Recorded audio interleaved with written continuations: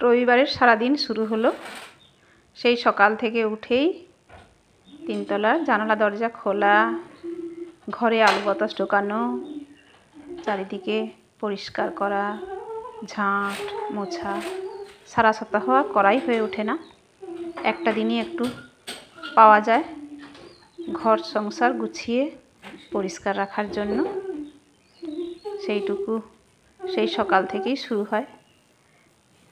ঘুম থেকে উঠেই আগেই পরিষ্কার পরিচ্ছন্ন হয়ে একটু ঠাকুর প্রণাম করতে যাওয়া, ছাদে ফুল গাছ থেকে ফুল তুলে নিয়ে ঠাকুর প্রণাম সারা, তারপরে এইসব ঘরের জানালা দরজা খুলে চারিদিক ফাঁকা পরিষ্কার করে ঝাঁট মোছা গুছানো।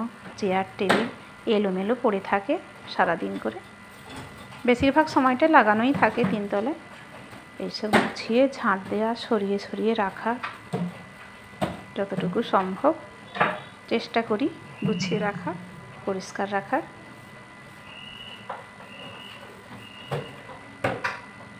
অনেক জিনিসই এই সময় নিয়ে এসে রাখা হয়েছে টেবিলে সাজিয়ে।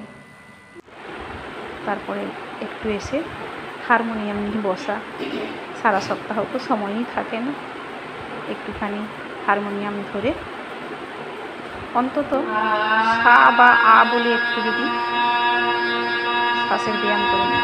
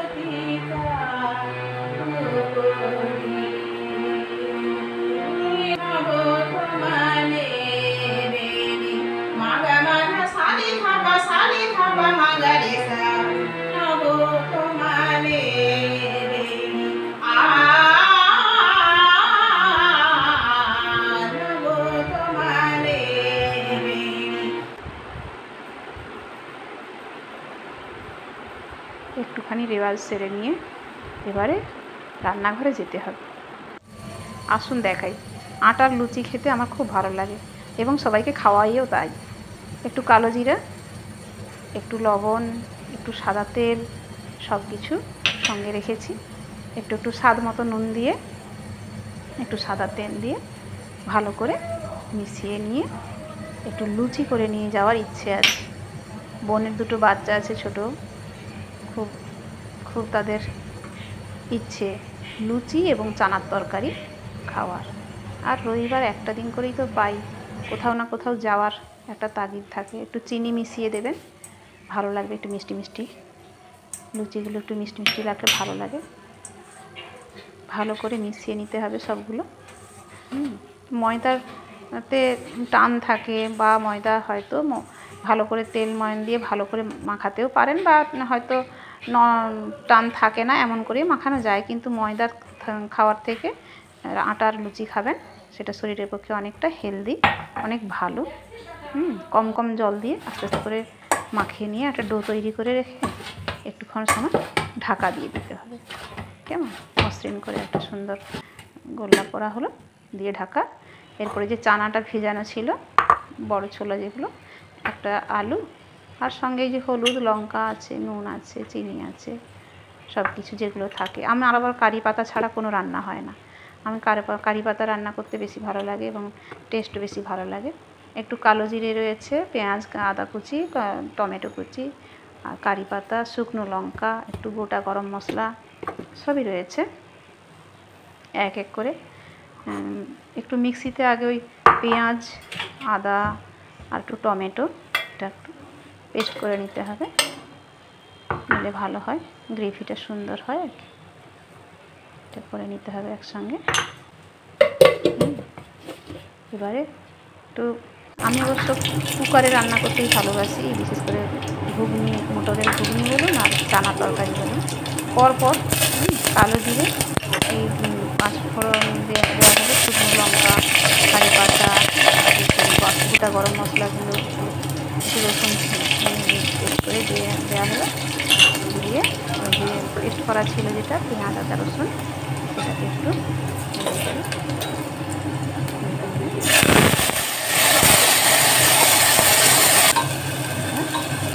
হলুদ লঙ্কা গুঁড়ো এটা থাকবেই, লবণ থাকবে, সামান্য চিনি থাকবে,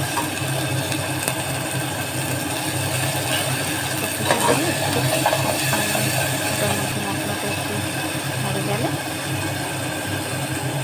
চানা ভেজানো চানাটা দেওয়া হবে। এবারে সুন্দর করে একটু নেড়ে একটু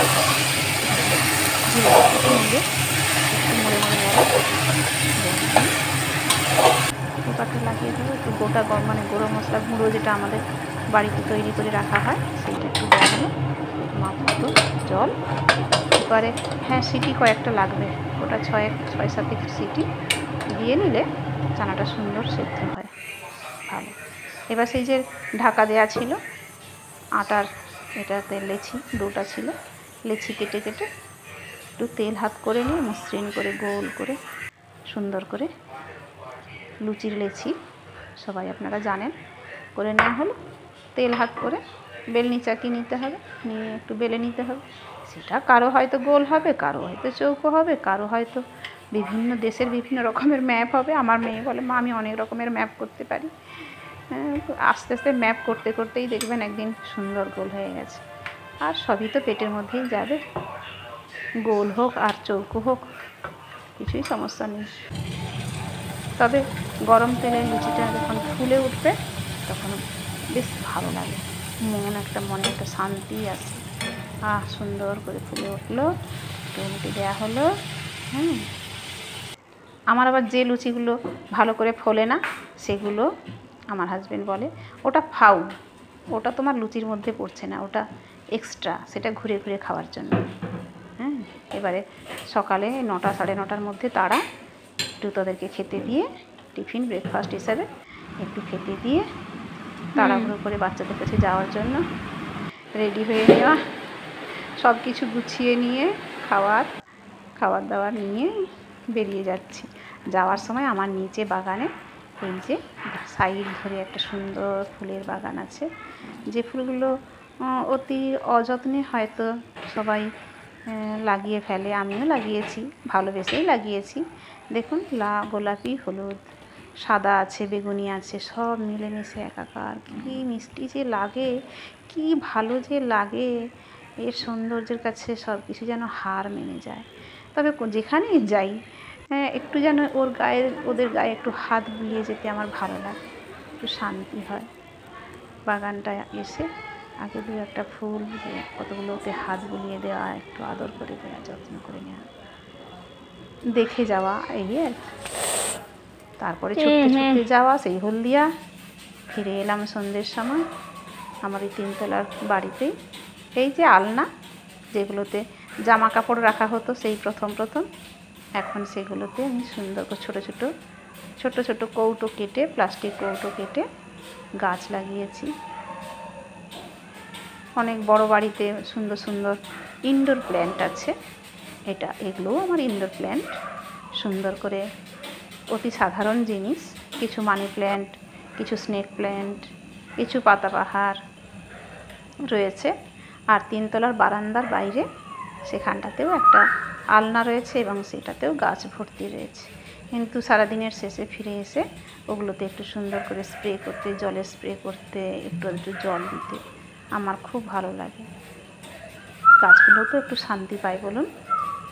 সুন্দর সুন্দর করে পৃথিবীটা সাজিয়ে রাখার দায়িত্ব আমাদের প্রত্যেকেরই। সুন্দর করে সাজিয়ে রাখা, গুছিয়ে রাখা, সজীব করে রাখা সব জায়গাটা। এই যে আমার মেয়ে, ছোটো মেয়ে, সে জানেই না যে পেছনে একটা ক্যামেরা সেট করা আছে, ফোনের ক্যামেরাটা অন আছে, সে জানেই না। সে নিচ থেকে খুঁজতে খুঁজতে মাকে উপরে উঠে এসছে। একটু এইভাবেই থাকে সে, বিন্দাস, তার কোনো চাপ নেই কোনো কিছুতেই। এই দিন শুরু হলো, দিন শেষ হয়ে গেল, হ্যাঁ, এইভাবেই কাজ শেষ। আপাতত এই পর্যন্ত। কেমন হলো, কেমন লাগলো, আবার পরের দিন প্রত্যেকটা সানডেতে একটা ধামাকাদার পারফরমেন্স, কিছু না কিছু